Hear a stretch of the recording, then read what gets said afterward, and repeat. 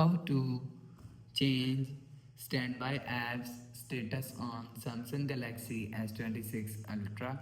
So let's start the video. First of all, go to app library.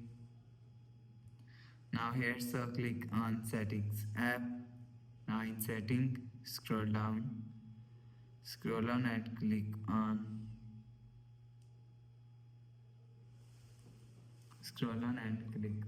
developer option. So after click on developer option, scroll down and search standby apps. So you will see standby apps is here, so click on standby apps.